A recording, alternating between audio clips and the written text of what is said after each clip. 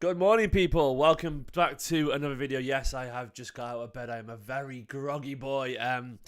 But there's a bit of transfer news breaking, so I had to jump on and do a video. How are you all doing today? Are you well? Are you good? Mateo Kovacic is about to be a Manchester City player, according to all the breaking news across the internet.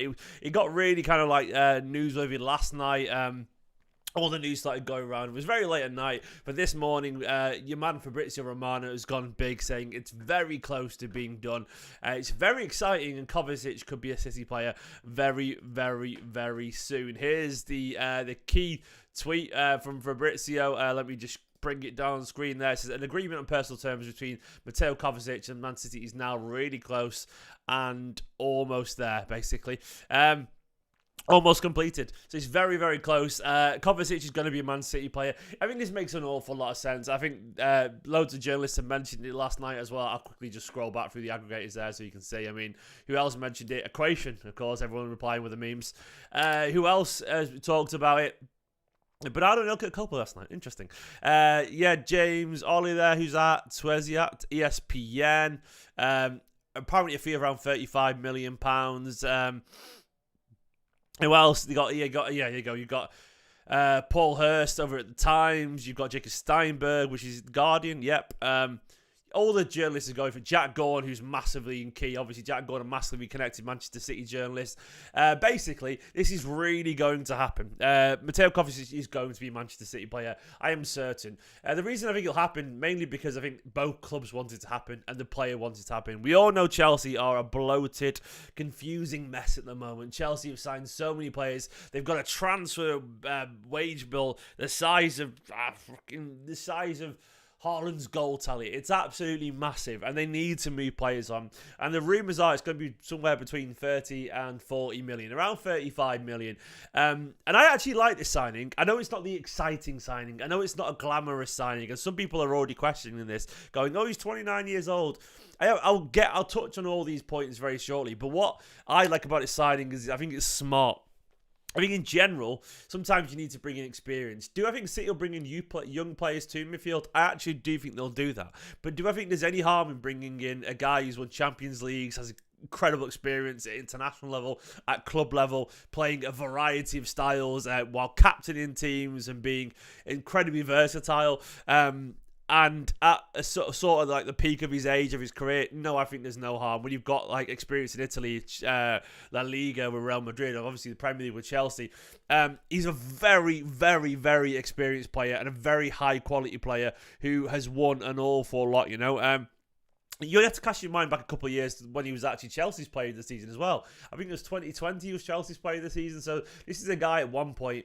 I know he hasn't had his best year for Chelsea, but this is a guy at one point that was really, really, really highly rated at Chelsea as well. And what do we get for that? What do we get for this money, you know? So let's have a look at him. He is 29 years old. Now, people obviously, he turned 29 literally last month. So he turned 29 a few days ago. So he's going to be 29 all next season. He's not going to turn 30 anytime soon. People will talk about that age being a problem. I don't think it is. I don't think it's 1995 anymore. It's not the 90s where players are suddenly old at 30 years old, which is not even 30 yet. We know he signed Fernandinho, as Marcus Ninja just said in the chat, at 28. And he left a legend. Maybe you could even have got a statue.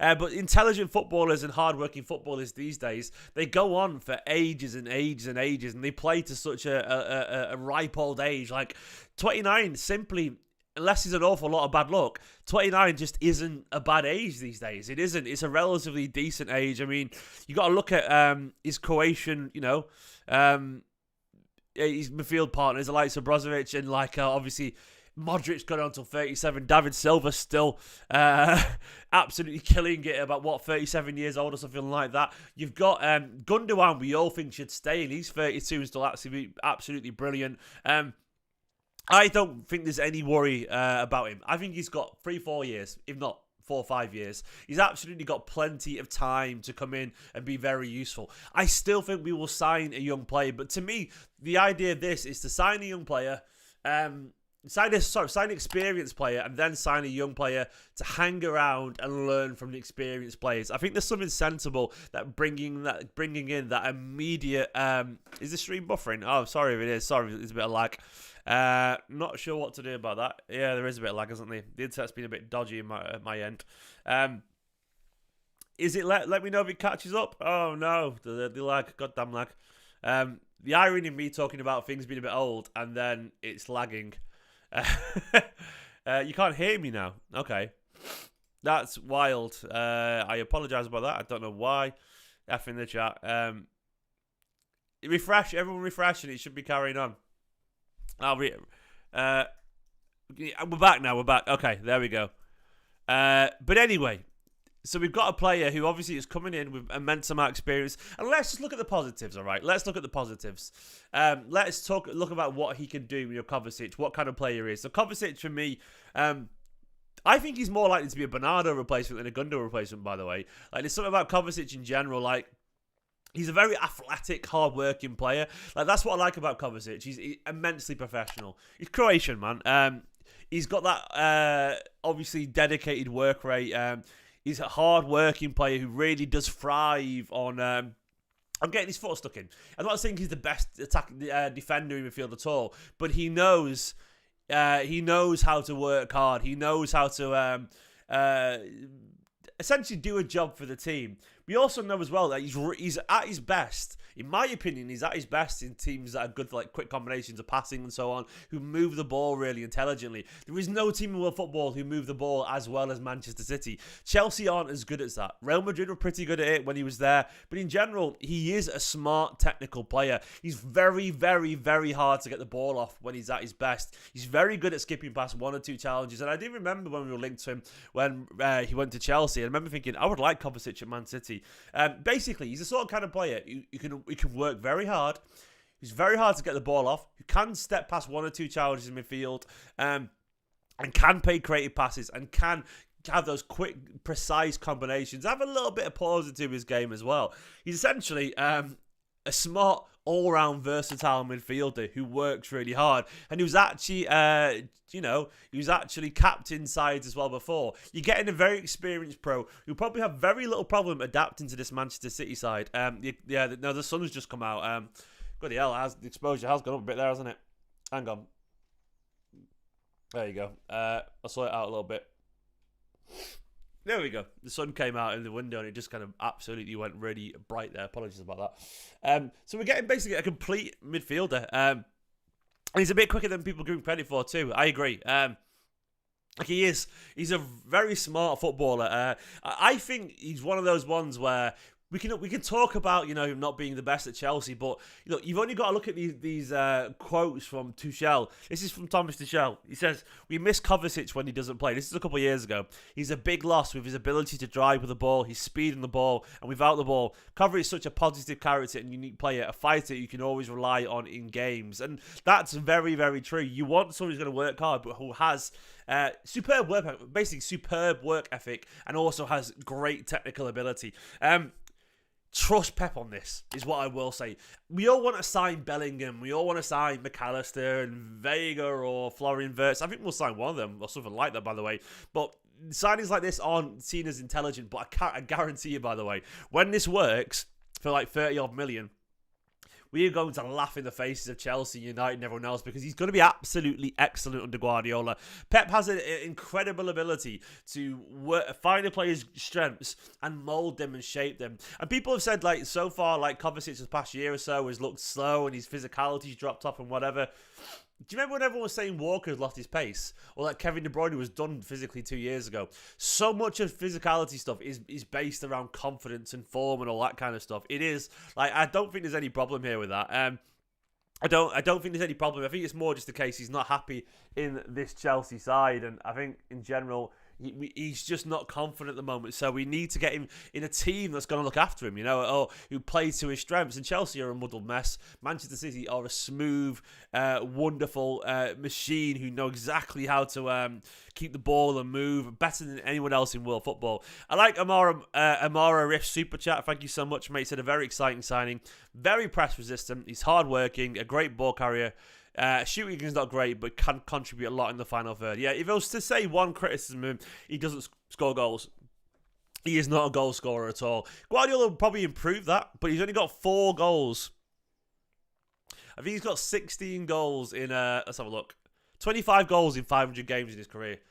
That's not a great record. It's not a great record at all. 25 in 500 games. And I think he's only scored like 6 for Chelsea in his career, full stop. 2 this season, 2 the season before, 0 before that, 2 before that, and 0 before that. He's been at Chelsea obviously for 5 years as well. And that's another good point. He's got, a whole bunch. I hope you can hear me now. Sir Alan Pet Mancini. Fingers crossed. Thank you for super chat, by the way, but I hope you can hear me now. But that's the other good thing, I guess, in general, that we know. We know he's very used to. We're very used to the Premier League. Like, that's a really obviously useful thing that we know he's going to be absolutely fine adapting to this league. And it's just one of those things where, like, I think in general he comes in to not really offer a replacement for either Gundogan or Bernardo directly, but he comes in to bring in attributes that both of those have got individually. And he comes in as a smart player who will absolutely know how to offer something to this Manchester City side. You've only got to look at what he's done, At Madrid, he won 3 Champions Leagues. He won the FIFA Club World Cup. He won a Super Cup. He won the La Liga. At Chelsea, he won a Champions League, unfortunately. He's won the Europa League as well. He's won a FIFA Club World Cup. He's reached finals at the FA Cup and the EFL Cup, the Carabao Cup. He's a World Cup runner-up as well. He's been in 2018. He's come 3rd place in the World Cup too. He's been Croatian Football of the Year, goal of the season for Chelsea at one point. He's basically done an awful lot in his career. He's a very seasoned pro who's won 4 Champions Leagues. There's that joke, isn't there, about like you need to sign a Croatian to win the Champions League. And well, guess what? We might be about to get ours. He could sign before the Champions League final next week. And imagine if we actually confirm the signing before next week and we do it. Everyone's like, well, the curse is real. Curse is real. He's got that aura, yeah. Well, he's a good-looking fella as well. So he's a warrior.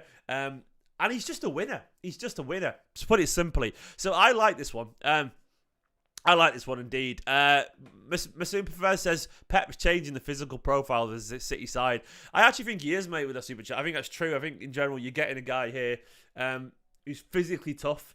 Who's a good height, about 5'10", 5'11". He's not massive. He's similar height to Gundogan, I reckon. But he's physically tough and hard working. And the thing about Kovacic as well is he's mature. That's what I like about him. If he comes into Manchester City, he's not going to be demanding immediate first-team football. He understands at this stage of his career that he's going to have to come in and work hard to get in this City side. And he understands that he'll be rotated because City players are. And I think, to be honest as well, I wouldn't mind the signing even if Bernardo and Gundogan stay, because I do think in general we are lacking a tiny bit of depth centrally. I think if these two could stay, if we convince them to stay, I think Kovacic is still a really smart signing, a very smart signing indeed, because he's the kind of player that will come in and just bolster this squad and offer an awful lot. And we shouldn't see much of a drop off if anyone drops out with Kovacic there. So it's a smart player, an intelligent player, a smart signing potentially, and I think this is going to happen. I don't think there's anything other than certainty in this. The players are pushing for it. They've already agreed, according to what's it called, Fabrizio Romano. It's already happened. It's already been agreed in terms of the wages and all that kind of stuff. And Chelsea will probably ask for about 35 million, which it's nothing, is it? It's nothing these days.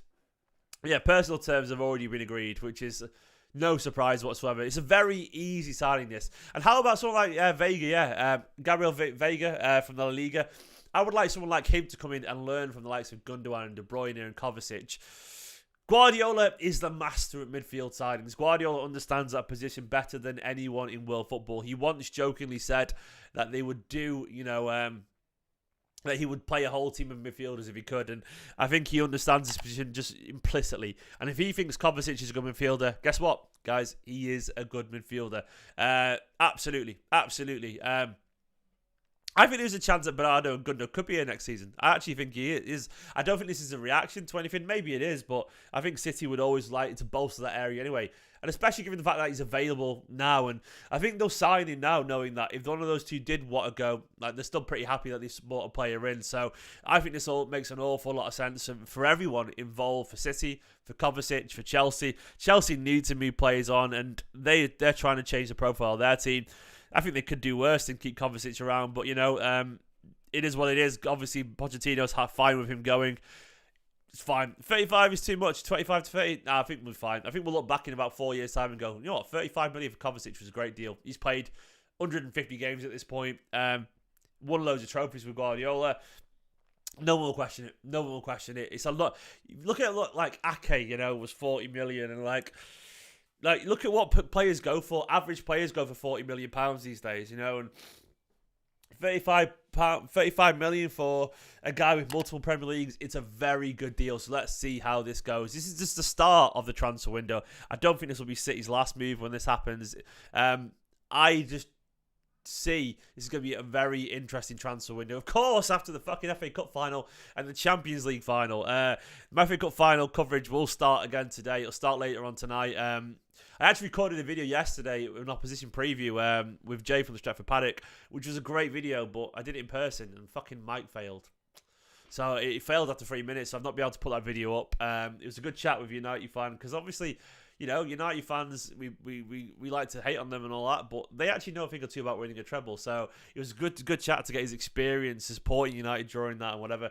But that, unfortunately, is in the bin as a video because it failed technically.